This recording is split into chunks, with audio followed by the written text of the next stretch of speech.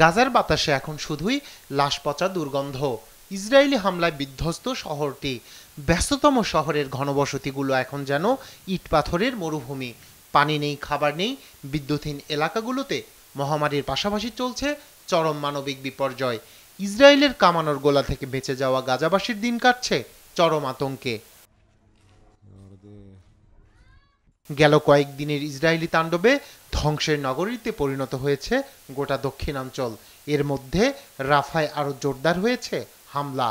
কেবল আবাসিক এলাকা নয়, ইসরায়েলি বর্বরতার হাত থেকে রেহাই পাচ্ছে না শরণার্থী শিবির।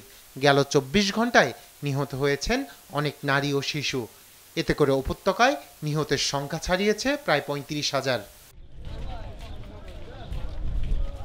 ফিলিস্তিনের গাজার রাফা এলাকায় সামরিক অভিযান বন্ধে ইসরায়েলকে চাপ দিতে দক্ষিণ আফ্রিকার করা আবেদনের ওপর শুনানি শুরু হয় আন্তর্জাতিক বিচার আদালতে।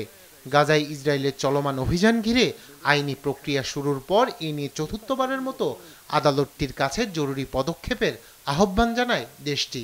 বৃহস্পতিবার শুনানির প্রথম দিনে যুক্তিতর্ক উপস্থাপন করেছে প্রসিকিউটর। শুনানিতে দেশটির অভিযোগ, গাজায় ইসরায়েলের জাতিগত নিধন ভয়াবহ পর্যায়ে পৌঁছেছে। ইসরায়েল নির্মমভাবে ফিলিস্তিনকে মানচিত্র থেকে মুছে ফেলতে গণহত্যার মতো ধ্বংসলীলা চালাচ্ছে। গণহত্যা বন্ধ করার জন্য এর আগেও আমরা এই আদালতে হাজির হয়েছিলাম, কিন্তু ইসরায়েল সব আইন অমান্য করে গণহত্যা অব্যাহত রেখেছে, যা আগের সকল রেকর্ড ছাড়িয়েছে। ইসরায়েল বরাবরই তার অপরাধ আড়াল করতে চেয়েছে।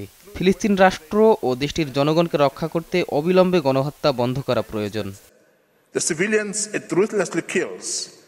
এদিকে বৃহস্পতিবার বাহরাইনের মানামাতে আরব লীগের সম্মেলনে যোগ দেন জোটের রাষ্ট্রপ্রধানরা। সম্মেলনে জোটের বৈঠক শেষে গাজাসহ ফিলিস্তিনের দখলকৃত সব অঞ্চলে জাতিসংঘের শান্তিরক্ষী মোতায়েনের আহ্বান আরব দেশগুলোর জোট আরব লীগের। এছাড়া এই সম্মেলন থেকে ফিলিস্তিনের সব পক্ষকে ফিলিস্তিন লিবারেশন অর্গানাইজেশনের অধীনে আসার আহ্বানও জানানো হয়। রায়হান কবির শুভ্র, নিউজ ডেস্ক, দেশ টিভি।